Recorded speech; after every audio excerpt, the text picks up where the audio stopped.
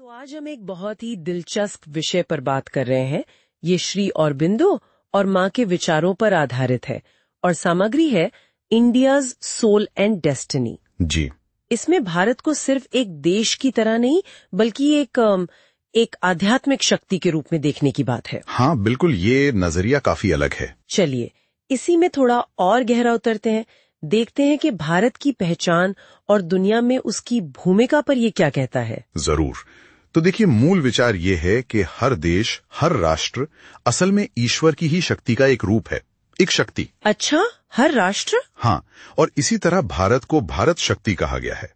इसमें एक अपनी खास तरह की आध्यात्मिक ऊर्जा है। तो ये सिर्फ मतलब नक्शा या जमीन नहीं है? बिल्कुल नहीं, ये एक जीती जागती आत्मा है जिसे हम भारत माता कहते हैं ना, वो यही है। भारत माता, ये तो हम सुनते आए हैं, पर स्रोत कहता है कि सच्चे देशभक्त इसे वाकई महसूस करते हैं, एक असलियत की तरह। हाँ, ये बात कही गई है, जैसे हर इंसान की आत्मा होती है ना, वैसे ही राष्ट्र की भी एक सामूहिक आत्मा होती है जो उसकी किस्मत, उसकी नियति तय करती है। भारत माता उसी आत्मा का प्रतीक है, एक अनुभव। समझ रहे हो। और ये सामग्री भारत के उस सुनहरे अतीत की भी बात करती है। ओ हाँ बिल्कुल, अध्यात्म तो था ही, पर साथ में दर्शन, विज्ञान, कला, हर क्षेत्र में। हाँ, मैंने पढ़ा, गणित, खगोल विज्ञान, यहाँ तक कि सर्जरी, आयुर्वेद जैसी चीजें। जी, एक लाइन है उसमें कि वो शहर और जंगल के बीच, जीवन और मृत्यु के बीच जीती थी और अमरता के 100 रास्ते तराशती थी। वाह, ये तो उस समय की गहराई दिखाता है। बिल्कुल। लेकिन फिर वो दौर खत्म हुआ, पता न आया, विदेशी हमले, अंदरूनी कमजोरी। हाँ, और यहीं पर ये विश्लेषण खास हो जाता है। कैसे? देखिए, इसे सिर्फ इतिहास का उतार चढ़ाव नहीं माना गया, इसे एक आध्यात्मिक संकट कहा गया है। आध्यात्मिक संकट मतलब ये कि ये एक तरह का दिव्य अनुशासन था।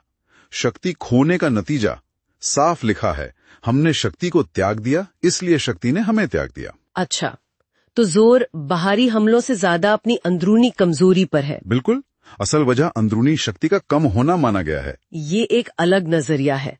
और फिर एक और बात, आज का भारत कहते हैं दुनिया की सारी मुश्किलों का प्रतीक है, अराजकता, भ्रम, बंटवारा, ये सब। हाँ, ये कहा गया है, और तर्क ये है कि भारत चूंकि पृथ्वी का प्रतिनिधित्व करता है, इसलिए दुनिया की सारी उलझनें यहाँ दिखती हैं। पर ये तो बड़ी निराशाजनक बात लगती है। नहीं, देखिए, इसी में उम्मीद भी है। अगर समस्या यहाँ केंद्रित है तो समाधान भी यहीं से निकलेगा। समाधान किस तरह का? देखिए, स्रोत कहता है कि भारत का भविष्य पश्चिम की नकल करने या सिर्फ पुराने वक्त को याद करने में नहीं है। तो फिर किस में है? अपनी असली आध्यात्मिक आत्मा को जगाकर दुनिया को देने में। वो विश्व गुरु बनने वाली बात जो है।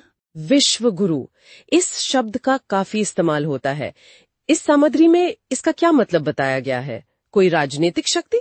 नहीं, यहाँ मतलब राजनीतिक या आर्थिक दबदबे से नहीं है। तो फिर? ये आध्यात्मिक मार्गदर्शन की बात है, मानव चेतना के विकास में मदद करना, दुनिया को एक नई राह दिखाना।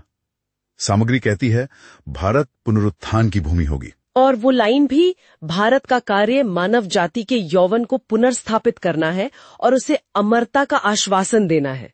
ये तो बहुत बड़ी बात है तो, लेकिन ये अपने आप नहीं होगा। हाँ, यही मैं पूछने वाली थी, क्या ये बस तय है? बिल्कुल नहीं, इसके लिए कोशिश करनी होगी।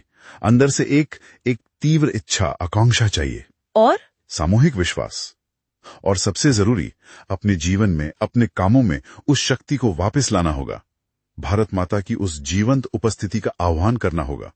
मतलब ये एक सक्रिय प्रक्रिया है? हाँ बिल्कुल, लिखा है, ये ईश्वर की पुस्तक में लिखा है।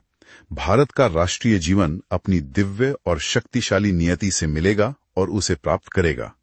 तो ये होकर रहेगा, पर हमारी भागीदारी से। तो संक्षेप में कहे तो इस नजरिए से भारत सिर्फ जमीन नहीं, एक चेतना है, भारत माता। इसका इतिहास उतार चढ़ाव का है, पर आध्यात्मिक नजरिए से, और भविष्य वो दुनिया को अपनी आत्मा का तोहफा देने में है। सही कहा। श्री अरबिंदो और माँ के विचारों पर आधारित ये सामग्री यही दर्शाती है। बहुत खूब।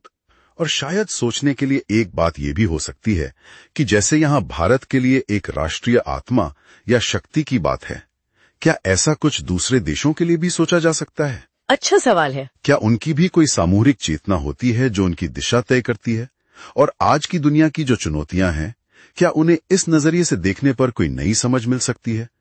ये इस स्रोत से थोड़ा आगे जाकर सोचने का बिंदु है।